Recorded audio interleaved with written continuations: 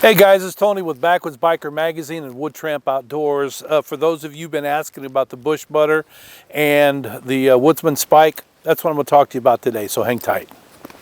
All right guys, welcome back. Again, the bush butter. Yeah, we stopped selling it because of the fact that we ran out and the supply chain, it messes up. Our bags came from China, didn't get them.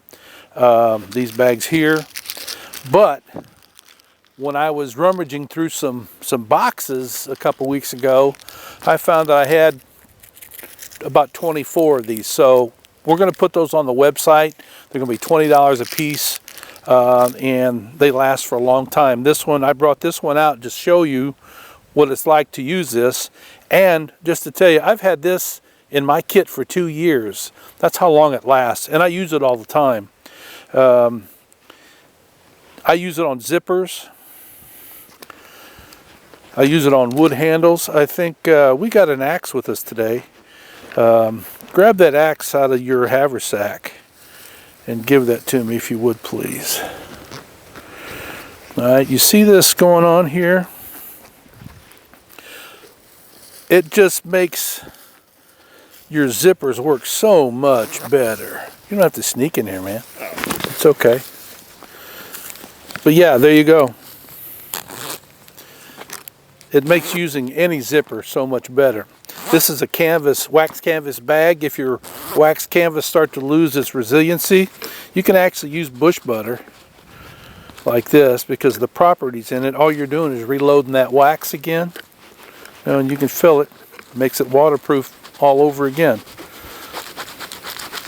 A little bit goes a long way. Then what you do, you can take a hairdryer if you want to, but if you're out in the bush, you can take your hands and your palm will start to emulsify. That's a fancy word for melt, right? Puts it down into the fabric.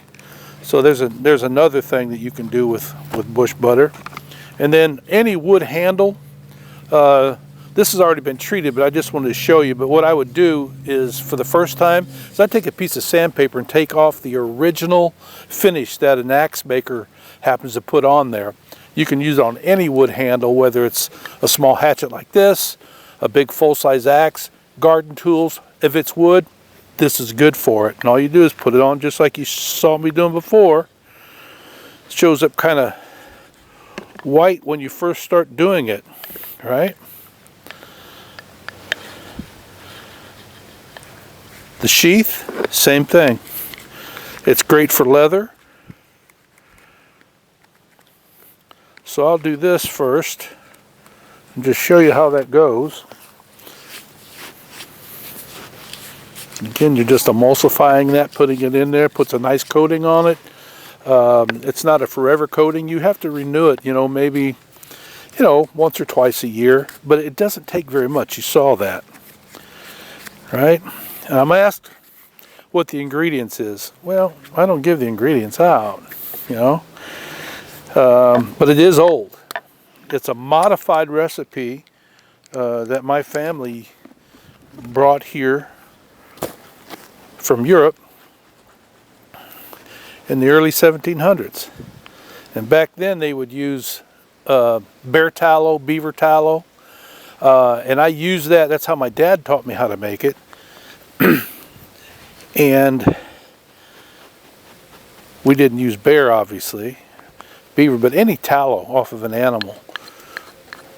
Squirrels, rabbits, deer, any tallow. But what we found is that it would go rancid in the hot months. Get flies in it. So now your axe is treated. It won't rust with this on there at all. I put it on all my knives as well. So there that is. It's good to go. Like I said, the more you use your axe, the more you have to put this on there. So go to the website if you're wanting it. There's only about 20, I think 23 now, because somebody just ordered one of them this morning. We are going to start reproducing these again, but it's not going to be until probably the middle of January that we actually have everything in stock to be able to do that. Want to take that from me, please? Got some helpers out here that are camera shy, afraid of getting shot. Yeah. Okay. So now the Woodsman Spike. That's a different thing altogether. These have been used for centuries in one form or another, and a lot of times people just use a toggle off of a twig or something to be able to hang their gear. The Woodsman Spike that we make has a chisel on one end. How's that? Does that look good? It's got a chisel on one end. It has an awl on the other end, and in the middle of it, it has been profiled in order to be able to put paracord around it to keep it from slipping off in one way or another. But these are great little tools to have. And you know, when we first produced them, we put a lanyard hole in all of them. But when you put a lanyard on it, you really can't use the chisel that much. So we're not going to do that anymore. We're not going to drill a hole in it. So it will have a chisel on one end. It'll have the profile, and it will also have a awl on the other side to be able to drill holes or put it through leather or whatever. This one happens to be the prototype, the very first one I ever made.